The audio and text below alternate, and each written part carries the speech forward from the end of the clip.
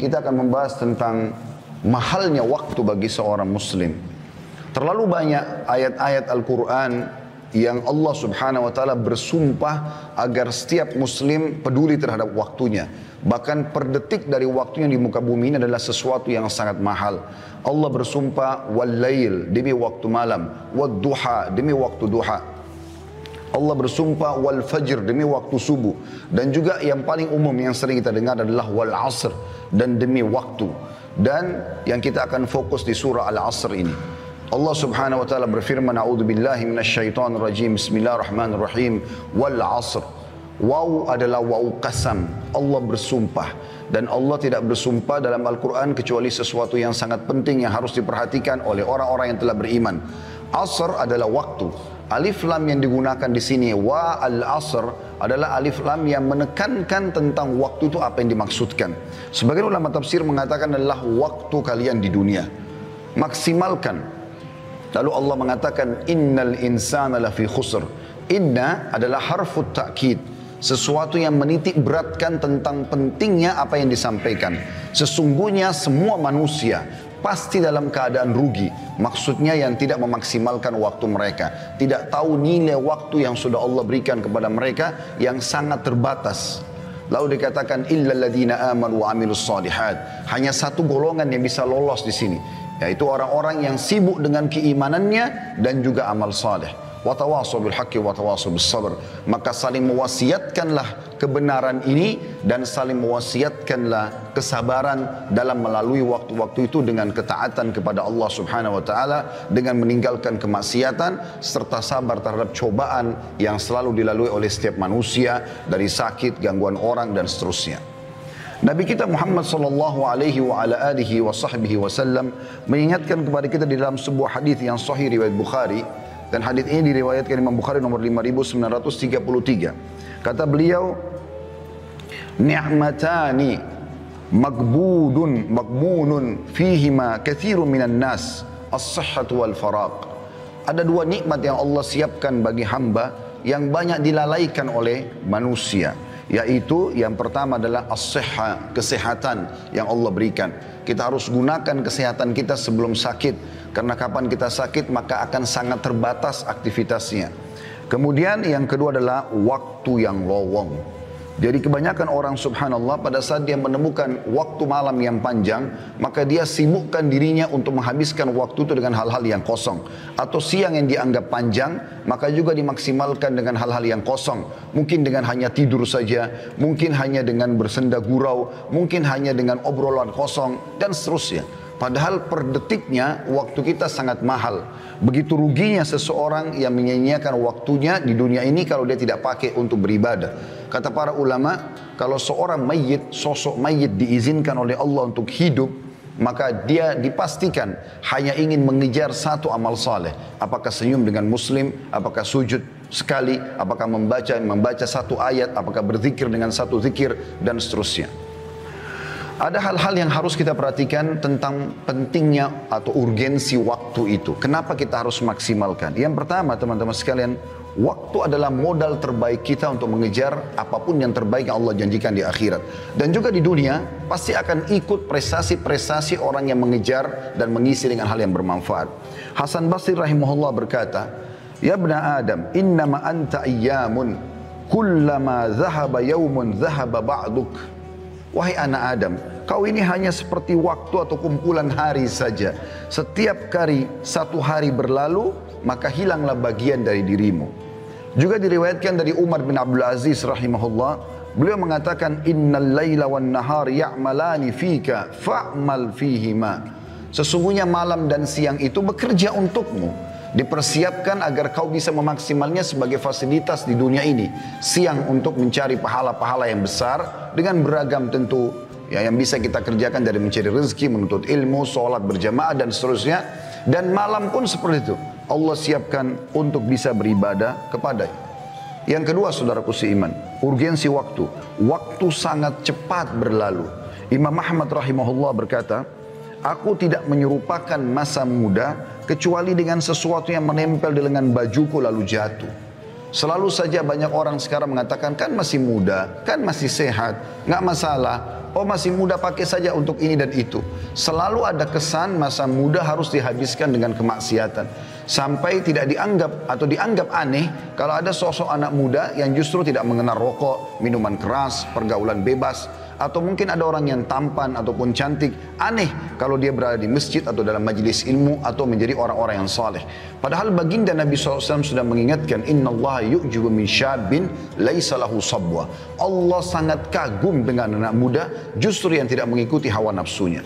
Justru di saat-saat muda itu, di saat sehat, kita maksimalkan untuk tunduk kepada Allah Subhanahu wa ta'ala. Itu adalah amal yang sangat luar biasa. Kita temukan para sahabat Nabi, Abdullah bin Abbas, Abdullah bin Umar, Abdullah bin Amr bin As, Abdullah bin Mas'ud. Kemudian banyak sahabat Nabi yang lain seperti Usama bin Zaid, Anas bin Malik, dan yang lainnya. Mereka justru tumbuh dalam ketaatan di masa-masa muda itu. Bagaimana pada saat Nabi SAW mengiklankan untuk perang Badar, justru mereka berada di saf-saf pertama di umur mereka yang masih 7-8 tahun. Dan mereka sengaja berada di depan saf, ya, sebelum orang-orang tua datang agar mereka ditunjuk untuk berperang bersama Nabi SAW. Apakah di zaman sekarang kita temukan ada umat Islam yang siap menghadapi peperangan kalau dipanggil di umur, tidak usah berbicara umur 7-8 tahun, mungkin di umur 30-40 tahun pun yang sudah mendekati masa-masa dekat kematian, apalagi 50-60 tahun, mungkin mereka masih berpikir beberapa kali untuk membela agama Allah Subhanahu Wa Taala. Ini semua karena tertanamnya keimanan dalam hati mereka. Seorang salaf yang lain bernama Amir bin Abdul Qais rahimahullah berkata, berbicaralah padaku, ada seseorang berkata padanya, berbicaralah padaku supaya aku bisa ambil manfaat darimu. Maka dia ucapkan kalimat yang mungkin harus direnungi baik-baik baru bisa difahami. Dia mengatakan, tahanlah jahannya matahari. Maksudnya, kalau kau bisa menahan waktumu, memaksimalkan waktumu untuk beribadah kepada Allah, maka lakukanlah. Dia bahasakan tahanlah matahari kalau kau mampu, maksudnya matahari akan selalu terbit, akan selalu terbenam, waktumu akan berlalu. Kalau kau tidak maksimalkan maka akan hilang dari kamu. Juga Hasan Basri rahimahullah pernah mengantar jenazah, kemudian beliau sambil berzikir kepada Allah. Ditanya oleh seorang anak muda di sebelahnya, kenapa anda sedang berzikir wahai imam? Maka Hasan Basri cuma menasihati mengatakan, berzikirlah karena sungguhnya yang sedang kita antar sekarang sudah tidak bisa berzikir. Maka jangan tiba waktu teman-teman sekalian di mana kita menyesali semua itu. Abul Walid Al-Baji juga berkata rahimahullah, jika aku telah mengetahui dengan sangat yakin bahwa seluruh hidupku di dunia ini seperti 1 jam di akhirat, maka mengapa aku tidak bakhil dengan waktu untuk melakukan perkara yang sia-sia dan hanya kujadikan hidupku di dalam kebaikan dan ketaatan. Seorang ibu di zaman Nabi Nuh alaihissalam menangisi anaknya meninggal dunia di umur 60 tahun. Perlu kita garis bawahi, kaum Nabi Nuh alaihissalam umurnya ratusan tahun bahkan sampai 1000 tahun. Karena beliau sendiri berdakwah di kaumnya 950 tahun. Ini satu generasi. Maka ada satu ibu, anaknya meninggal di zaman Nabi Nuh alaihissalam, umurnya 60 tahun, ibu itu menangisi anaknya. Nabi Nuh alaihissalam lewat sambil berkata, kenapa kau menangis hai ibu? Kata ibu itu, anak saya meninggal masih kecil, kasihan, belum bisa merasakan dunia. 60 tahun pada saat itu umurnya. Maka Nabi Nuh alaihissalam mengatakan, hai ibu jangan kau tangisi anakmu, karena akan ada nanti kaum manusia seperti kita di akhir zaman, umur mereka yang seperti umur anakmu ini adalah umur yang tertua. Di zaman kita sekarang, kalau sudah 60 tahun kita anggap sudah ubanan, sudah tua, sudah lemah. Di zaman Nabi Nuh alaihissalam seperti anak 6 tahun. Apa kata ibu tersebut, dan ini pesannya. Kata ibu tersebut, demi Allah wahai Nabi Allah, ya, kalau seandainya saya hidup di zaman itu dan Allah cuma memberikan saya 60 tahun, maka saya akan gunakan semuanya untuk sujud kepada Allah. Saya akan sujud 60 tahun, tidak angkat-angkat kepala saya karena saya tahu umur saya cuma itu. Yang ketiga teman-teman sekalian, waktu yang berlalu tidak akan pernah kembali. Perhatikan perkataan Abu Bakar sahabat Nabi yang mulia radhiyallahu anhu, inna lillahi haqqan bin nahari la yakbaluhu bil lail wa innahu walillahi haqqun bil lail la yakbaluhu bin nahar. Ketahuilah, kata Abu Bakar, sesungguhnya Allah memiliki hak pada waktu siang hari. Seperti sholat subuh di pagi hari, sholat duhur, sholat Jumat kayak kita sekarang, zikir pagi, sholat duha. Itu tidak Allah terima di waktu malam hari. Kalau kita mau sholat duha di malam hari tidak akan diterima sama Allah. Kalau kita mau sholat duhur di waktu malam hari tidak akan diterima. Ada waktunya ditentukan. Dan Allah memiliki hak pada malam hari dan yang dia tidak akan menerimanya di siang hari. Seperti sholat tahajud, sholat maghrib, sholat isya. Nggak diterima kalau kita kerjakan di waktu duhur misalnya. Maka maksud beliau adalah gunakan, maksimalkan baik-baik dalam ketaatan. Hasan Basri juga berkata dalam masalah ini, beliau menggambarkan tentang para sahabat Nabi, bagaimana mereka sangat luar biasa menjaga waktu-waktu mereka. Adraktu aqwaman kana ahaduhum ashahhu ala umrihi minhu ala darahimihi wa dananirihi. Aku mendapati kaum, maksudnya para sahabat Nabi, mereka lebih pelit dengan waktu mereka daripada dirham dan dinarnya. Umar bin Khattab radhiyallahu anhu diberikan atau dicatatkan atau disenukil sebuah kisah, saking tidak maunya kehilangan waktunya, kalau beliau tidur di malam hari, maka beliau meletakkan seember air di sebelah ranjangnya dan beliau letakkan tangannya yang sebelah kanan di atas ember air itu, sehingga pada saat beliau tersentuh air tersebut, beliau bangun sholat malam, tidak tidur lagi sampai pagi. Beliau tidak memikirkan lagi berapa menit, berapa jam tidurnya, seperti sebagian orang di antara kita. Oh, saya masih baru 1 jam, oh saya masih baru 2 jam, seakan-akan dia rugi kalau dia harus mendirikan sholat malam. Imam Nawawi rahimahullah meninggal belum 40 tahun umurnya, tapi tidak ada yang tidak mengenal karya tulisnya. Ada banyak buku-buku yang beliau tulis yang luar biasa berkahnya, yang sudah masyhur, daripada hadits Arba'in Nawawi, Riyadus Salihin, yang hampir semua umat Islam konsumsi di seluruh dunia sekarang, diterjemahkan dalam sekian bahasa.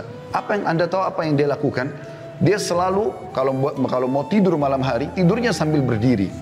Beliau sambil berdiri sambil pegang buku dan menyandarkan punggungnya di dinding, dan satu kakinya disandarkan di dinding, satunya menopang tubuhnya. Kalau dia terbangun, matanya terbuka, langsung baca buku. Begitu mereka mengisi waktu-waktu mereka dengan hal-hal yang bermanfaat. Yang keempat teman-teman, manusia tidak mengetahui kapan berakhirnya waktu yang diberikan kepadanya. Kita tidak pernah teman-teman mengetahui kapan kita meninggal dunia. Keliru sekali persepsi sebagian orang menganggap dia akan meninggal kalau dia sudah masuk di ICU. Dia akan meninggal kalau sudah ubanan. Dia akan meninggal kalau sudah umur 60 tahun. Bukankah banyak fakta kita lihat di sekitar kita yang meninggal masih bayi, masih anak-anak, masih remaja, belum menikah, ataupun baru menikah, atau baru akan menikah di malam pernikahannya. Banyak sekali kasusnya. Dan Anda pun sama saya seperti itu. Kita ini teman-teman, kata para ulama, sedang berjalan ke liang lahat masing-masing. Tinggal menunggu siapa yang masuk duluan ke liang lahat tersebut. Sangat konyol kalau selalu orang berkata, oh saya masih muda. Ini keliru. Seakan-akan mati tidak akan menjemputnya. Dan kalau ajal datang, tidak akan lagi ada cara untuk bisa menahannya. Apa yang terjadi di kalangan manusia, tabrakan, penyakit kronis, pesawatnya jatuh, misal apa saja kejadian, tenggelamnya kapal yang dia naik kapal laut misalnya, ini hanya bahan cerita manusia. Oh dia meninggal karena sakit, oh dia meninggal karena tabrakan. Intinya ajalnya telah